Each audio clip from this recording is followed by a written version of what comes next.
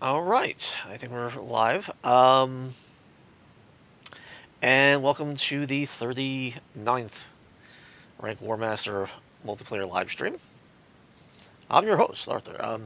In any case, today is going to be somewhat short-ish. We have done some graphical updates to the capacitors, and we have a new screen to show that's still in the works, that we refer to as the corporation screen. And we'll get some other minor updates while everything loads. So, one of the big things that has very recently happened is we have moved our playtesting onto Steam. And so the intention is to live stream more on Steam as well, and to, at the very least, have playtests on Steam itself. Some of the people here today are actually running on the Steam version of the game versus the standalone versions that we've been running so far. So that was part of what was done over the last 2 weeks, is getting everything running happily with Steam, and hopefully that's the case. We'll find out the hard way. This is the real stress test for it for once. So the main thing that's really changed is, all in all, Rank War Master still is a 4X game. By the way, the host is up if people want to join in. And with it being a 4X game, there's more setup than simply we go in and blow stuff up. So part of that is customizing your faction or your own corporation. So Matt has been working on, and Matt and Paul have been working on what we refer to as the corporation screen. Now, it should be available in some single-player modes, and it should definitely be available in some multiplayer modes, where it's going to be more, a longer type of game. But this is how you set that up. So if you go into settings, which is kind of for the host. Now, the intention is that depending on the player who joins, the host gets to play with the settings down here. And the War Master gets to play with the settings up here, but the corporation options. If you're just a player, you get to see both, but you don't get to change it. Since I'm the host, as well as everything else, I get to see everything. So let's kind of go through what all this is. So we have pre-built corporations, and we have like Sherwood Industries, Lowerani Luxury Crafts. I'm not even going to try to pronounce the rest of them. And the idea is each one of these are kind of pre-built corporations, both a name and everything else. So let's like Sherwood Industries. Now, where the motto and signature tech and things of that nature sort of come into play is, now Adam, you want to explain this? I know what the signature tech is, but the motto is the personal bonus of the corporation, if I'm not correct. Adam? Sorry, repeat that. The motto is the personal boon that the corporation gets? Correct. Right. That will be a passive bonus that will apply to everything in your empire. Right. So they have more cryptic names. So a bright future in deep space resources, turning yesterday into tomorrow, a leader in safe, comfortable transport, replacing border conflicts with border security, and shining brighter to keep to warm your home. So there you go. And we'll fix the text sizes so it will fit better, but you get the idea there. And then we have a listing for signature tech. So we have experimental versions of more common weapon types. So you've probably seen other playtest throughs that we have the Orion, usually Orion Mark 1, but here's like the Orion XL12. So it's a slightly more tweaked version of the Orion, which is a beam weapon. And the idea there is that you have this slightly better, more tweaked version of certain weapons or technology, whether it be shields or engines or armor or whatever it may be. This list is not fully inclusive by any means yet. It's only at the very beginning of it. That only you have as your corporation. The other players, whether they be AIs or human players, can start salvaging your ships or your research centers to hopefully get a hold of this kind of technology, but they only get that instance of it. They don't get necessarily all the rest of it. So if you wanted to get someone's better shielding, for example, you would have to actually capture a bunch of their ships, meaning they'll salvage them. And you get different pieces eventually. You could actually salvage enough pieces to actually build your own version of the better shield in this case. So that's the idea behind that. This will get more fleshed out as time goes on, but this is sort of just more the prototype of how this intends to work out. Um, Now, the city is how you start the game, meaning some people like it where it's just builder bot and you, and that's kind of how we've been playing, and sort of like, go for it. But some people go, you know what, I don't want to sit there and spend all day building up, the mine, the refinery, and all the rest of that I do every game. Let's skip the prologue and go straight into the game. So that's what the different listings of the cities here. So you have construction site where it's just you and the bot. Observation outpost, probably you have a reactor and maybe a research center. Well, I guess the research station is. So probably only the observation outpost probably only has a reactor and a turret probably. Industrial complex, you have your resources, mines, refineries, things of that nature, and the powers to support it. And the military industrial base is you got everything. You got factories, you got turrets up, you got research, you got the whole 9 yards. Pretty much everything you can have, it's already pre-built, and that way you don't have to deal with it. Position. Now, one of the things you'll see coming up probably in the next live stream, perhaps the one after that, is the concept of nodes. The big thing that really is changing in the game right now. You can just put a mine anywhere you want. That's going to change. Nodes will say, okay, there's only a certain amount of ore in this area, and the more you can put as many mines as you want down, you pull it out that much quicker. But once it's gone, it's gone. So you don't have infinite resources anymore. The other thing is those nodes can give you certain bonuses, and we'll go over that when you actually see them implemented. And depending on the nodes you capture, you can get certain bonuses, like a couple percent on your weapons, a couple percent on your shields, a couple percent on other things, and they all add up, if you will. So the reason why position matters is random. Okay, you start somewhere on Mars, have fun. Near good nodes means you have a higher percentage chance of starting near a good node, or rather near good nodes, I should say. Near a good node is the second one there. Near a bad node, or you start away from everything.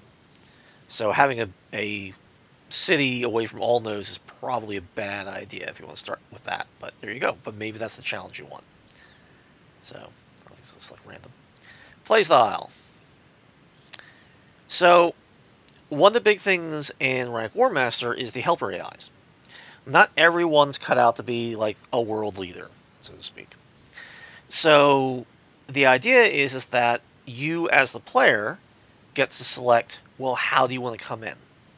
Now, you see this to a limited degree when in the multiplayer screen you see people selecting their roles, whether it be a War Master or an Admiral or something else like that.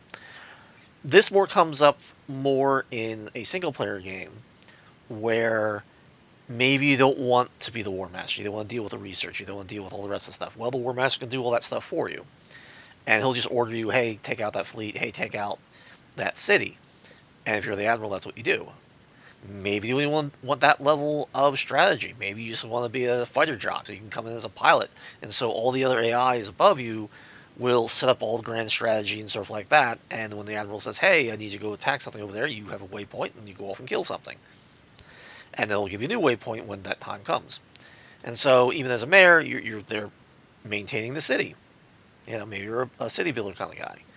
And so this lets you start the game with all that there. You can always change it once you're in the game by adding AIs, and we'll show you that in a minute in the asset screen.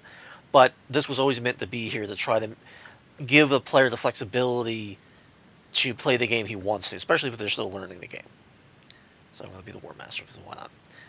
Now, the screen here is sort of the last thing that you want to kind of play with, which is the nav screen and the sim screen. And you go, okay, what does that mean? Well, as you've noticed, there's two main interfaces in the game. There's the sim screen, which is your piloting, your first person, and you're running through everything. And then there's the nav screen, which is effectively the RTS screen. And with the real-time strategy screen, you can play the entire game from there if you feel like it. And that's okay. The game's designed that way. If you want to play purely from the sim screen and just run around and just blow stuff up, the game lets you do that too. But some cases you still have to go to the nav screen a little bit for some of the things like, well, it's a navigation screen. You need to figure out where you are, things of that nature. And honestly, building buildings is a hell of a lot easier in the nav screen than it is anywhere else. But again, if you have a mayor doing it, you may not have to do all that. The mayor's going to build the city for you. You know, that's the beauty of that. So what this allows is so that the player can select what's the first screen they're in. So if they don't want to go, okay, I'm always in the sim screen, but I'm never going to play in it, let me go to the RTS screen and just sit there for the rest of the game, this is what lets them do that. So it'll just take you straight there, and then you don't have to worry about, transitioning over. It's a quality of life thing. So I can pick sim screen. Now here we are with the game settings. So difficulty, well, this is the standard adjustments and stuff like that. Yes, the things that here need to be slightly adjusted. And like I said, this is a prototype. So we'll set to easy, for why not. AI aggression. That's kind of how ridiculous the AI is. We'll see how well that tweaks out as we progress more with the AI. AI empires. That's pretty much what it is. How many other empires are on the planet? Do we want 20? Do we want a lot less, a lot more? We don't know. You know. Then we have grouping, which is resource nodes here. And right now we have random and even. We'll probably come up with a couple other ones, like some sort of dithering and stuff like that. Basically, think of the planet as a sphere, because it is. And the nodes can be very evenly distributed, which means if it's 50 miles away from a node, every other node is going to be 50 miles away from every other node. And that's even. Random means it's more all over the place. You don't even know what you're going to get, which is kind of the point. So it makes each game something brand new, which is kind of the point. So you could roll badly and have a bunch of good stuff near you, or you could roll well, or excuse me, reverse that. You can roll badly and not have good stuff near you, and then you can roll well and have a lot of good stuff near you, or your enemies, as the case may be. So frequency changes how many nodes there are, and the quality, increases. What's considered normal, how much better they are versus not.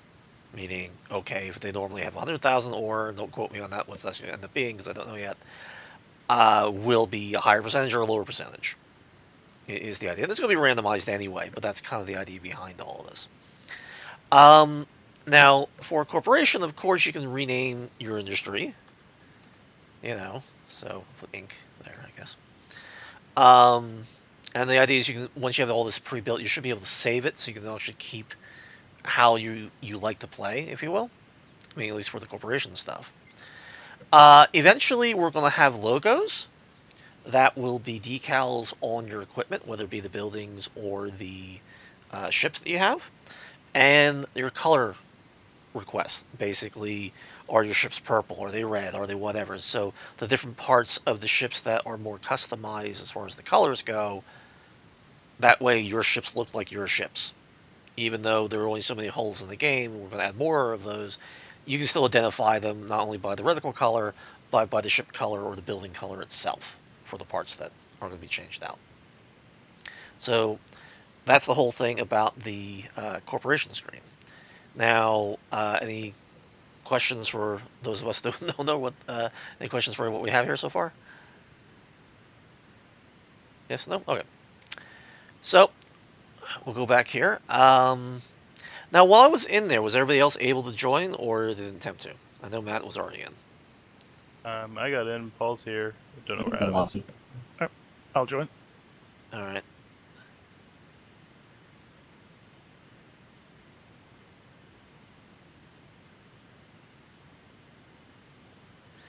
Now, Jordan, you said you joined already? Yes. Okay, because it's not listing it here, so that might be another problem with the corporation screen. That's not. I see him. I don't. I mean, yeah, I see on Arthur's stream he sees himself and Matt. He does not see me or Paul, who are both here. Yeah. I'm in the multiplayer lobby. Yep. So I guess if you're in the corporation screen, it doesn't update the multiplayer lobby. That's not good. It just didn't refresh the thing. Now, when Adam joined, it did refresh it. And now I Okay. do see Paul and Jordan. So that means information was there in the background. It just wasn't updating the screen. So that's something for you to kind of keep in mind, I guess. So we'll have to look at whatever the update code that handles the grid update and make sure it's called, even though you're not seeing it. All right. So War Master Alpha, Beam Ship, because why not? All right, Paul. Select what you're going to select. Have Alpha Admiral text. All right. Did anybody hear him? You have to reselect everything, Paul. I had to do it too. Basically, I was at Beam Ship Alpha Mayor when it re-updated with Adam. It said select ship, and I had to select ship, but I also had to like cycle it through Alpha and back all the way back around to Alpha and all the way back around to Mayor for it to accept that I had in fact selected things. I wonder if it was a pending request. So there's two possibilities. There was a pending request, or there was a. Well, I have to see where it's put in. So, Paul, if you would, please update. Is it good now? Nope. No. It says CP -1. That means you're not connected, Paul. Why don't you I've go up? always been CP -1. Always. Paul, what's up with your internet today? Your sound is really awful. I don't know. It failed to connect to TeamSpeak earlier. Maybe there's some kind of like, I don't know, rent or like geographic problem. I don't know. All right, tell you what. Disconnect from the game. Come all the way back in. Right now.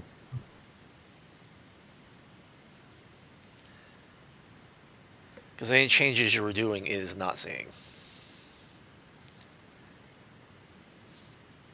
Now, Launching. okay. So for those of you that care, these things were originally meant for the type of fleet you were bringing in, and CP was meant for combat points, but that never got transferred over. So I'm using it right now to see what their internal player ID code is. -1 means it's the local copy, or you're disconnected. So, as far as the server's concerned, Paul is currently disconnected. Connecting. I see. Now so Right. it's just popped to 3. So now he's actually connected. So there you go. Right. Cool. It still says CP -1. Paul, we cannot hear you. Oh, we I'm can't sorry. understand you. Okay. You know, you are Mr. Roboto today, and I don't understand why. But there you go. All right. So let's go in.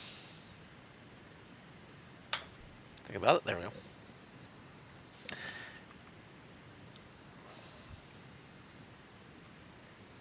Just not have my keyboard on. Oh, there we go. Because everybody else was looking at their updates, but then why wouldn't be in there? In any case, so Jordan, if you'd be so kind, is get the research going and just go straight to capacitors like weapon and engine, so I can show off the capacitor screen. Okay. Now we don't have any enemies on here, so I mean we're gonna have to probably go all the way back out and come back in if we decide to play with enemies or not. We do capacitors a couple weeks ago. We did an update to some of the graphics on it.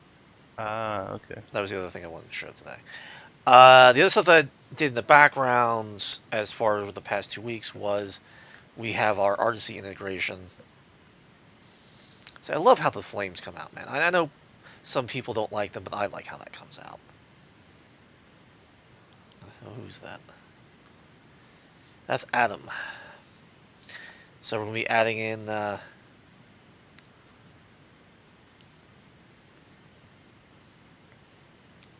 more sounds and stuff like that. That's actually coming in.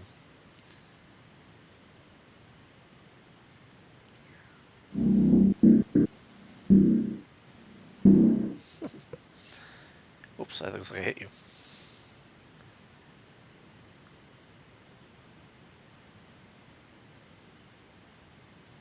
I'm getting a very significant lag spike.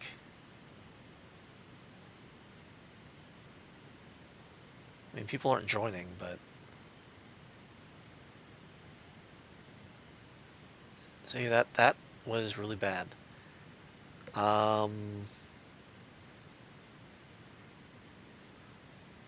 Okay. Well, that is a thing. I don't think it's OBS. I mean, it's possible, but Turn off the debug. I did turn off the debug this time. I mean, I did recompile it, and I did exactly that. Huh. Alright, I definitely want to look at the log then. Because that should not be happening. Are you researching capacitors and such? Do you want me to do no buildings at all, or do you want me to get buildings and then capacitors? No, capacitors straight off the bat. Because I mean, Okay, we're going to restart it anyway, because there's no one to fight right now. Yep. What is with the spiking?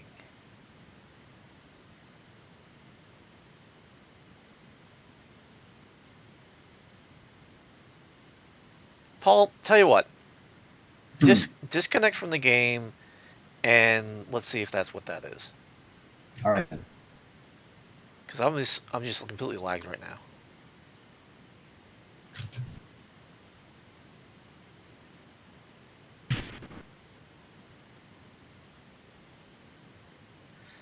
I mean, I'm wondering if the lag from Paul was okay. So he's disconnected. Crash desktop. Anybody else got crashed? No, but I'm a little stuck. I mean, like it's not registering that the. Okay, it might have. Okay, it really took a while to process somebody Okay. leaving, I guess. It did, but I'm still getting the lag spike, so it's not Paul. I just closed out now. Okay, I thought you already had disconnected. It took a while because it stopped responding. Okay. Well, looks like it was Paul because I'm not getting lag spikes anymore. Odd. So there's something very wrong with your internet, Paul. I think Steve is something else here that's bottlenecking my connection. Yeah, I mean, you're still coming through like Mr. Roboto, and I pretty much figured that's what it was, that if you're not getting any throughput, even for something like a game like this, it's going to wait for you, and it was, yeah. See, now it's not lagging every few, fraction of a second.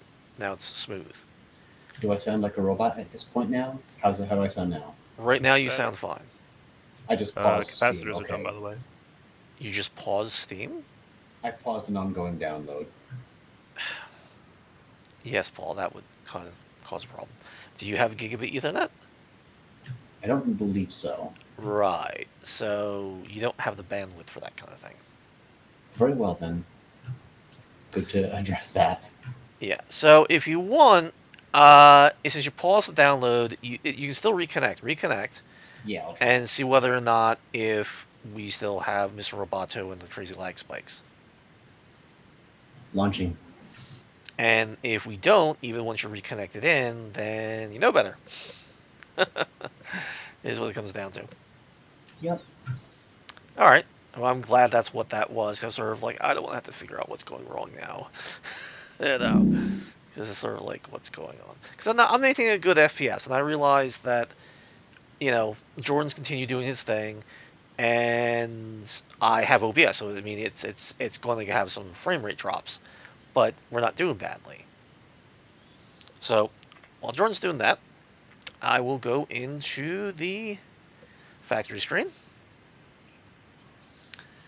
Now, Matt, I noticed something very strange, that the alpha's being turned up pretty heavily. Hold on 1 second. I'm getting a loop on some of the notifications. Yeah. I'm gonna quit out and come back in. Okay. Okay, what was your question while I'm rebooting?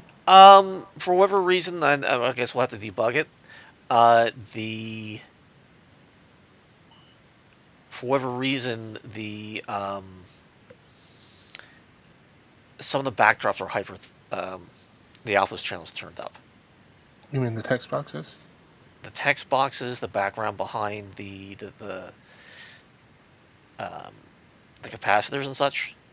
Well, I don't know about the background behind the capacitors, but you asked me to do that to the text boxes to try to make them a little less see-through.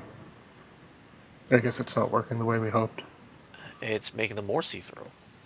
Ah, okay. Well, I'll set I, that back down then. Yeah, I mean, I'm not talking about the pop-up text box is just as transparent as always. If anything, you'll see it on the live stream that um, the text list box is very transparent, and the backdrop of the things are very transparent. So we'll have to talk about that. But in any case, so what I'm trying to show with the updated capacitors before, if you remember, they were very solid, although we're seeing it very transparent. That's the way it goes. So if I turn on the weapons capacitor, we have a much brighter weapons capacitor here. And if you notice, it's more textured now. This is one of the textures we were thinking about. We were also thinking about animating it. But if you notice, it's kind of a reveal kind of situation. The backdrop texture, I don't know if I really like just the fact that it's kind of there, meaning that it just doesn't. There's not much texture to the off point versus the reactor point. So the intention was to have like an icon there, so it's a little more self-descriptive of what one part and the other part kind of means. But at least we have textures now versus being one solid color. So, thank you, Matt, for the changes on this. And yeah, this was the kind of the main two things that we were trying. So I'm looking at it right now. It's interesting, but yeah, I can see where it can use some more touching up. yeah, actually, Paul, yeah, we were going to talk about the in the corporation screen that the outlines weren't correct. By the way. Oh, really? Yes. Okay. I think the capacitor bars will look better once I get a solid black backdrop behind them. I know in Paul's mock-up that's what they looked like. Yeah. And I found an element I can reuse from elsewhere while we wait for Paul to do the custom. Fair enough. So, Paul, are you connected? I am, and I'm in right now. I'm looking at the asset screen right now. I was looking at the shipbuilder, the quick designer, I mean. Mm-hmm. Yeah, I'm not getting the monster-like spikes like it was before. Okay, cool. So it definitely was you downloading things. So now you know. Yeah, apologize for that. Now the frame rate's slowly going down, but that's also because, Jordan's been building and other stuff has been going on and stuff like that nature anyway. So there you go. So, that was the main new stuff. Like I said, I'm hoping to get the new tutorials up and running by next live stream. But this was the main thing as far as this goes. So at this point, this kind of freeform. We can cut it here to make it a shorter stream, or we can reboot and have the AI go at it and play around with the capacitors. Is whatever people want to do. I'm kind of okay with either. I do have a bit more to get done today. I do too, which is kind of why I bring that up that way. But I wanted to give an update. Speaking of which, as kind of an announcement, while the original intention was to have a September 30th release for the early access, because of marketing reasons, we're probably going to push it back about a month. And so that we can get a much larger marketing presence so that more people know about us, so that there's actually a chance to do that. The end of the month build will definitely be much more polished than it is even now, and a lot more things will be in place, which will actually make it more possible to do a marketing push, which right now we really can't. So that's that announcement too. And like I said, it is up on Steam. The playtest does work on Steam. I believe 2 people today are running the Steam version. Jordan and Paul. I'm running the Steam version. That's correct. I have it too.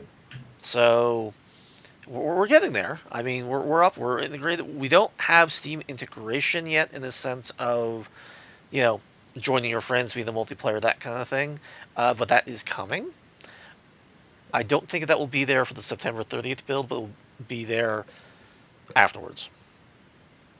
And so we'll see what we can get in for the actual official release. All right. Well, I guess we'll cut it because, like I said, we're in the crunch trying to get all this finished out, and I'm going to hopefully fix the lighting and the shadows and stuff like that much better than it is now, for example. And we're going to put a lot more polishing on this. All right. Well, thank you very much for joining us, and I guess we'll see you next time. See you next time, everybody.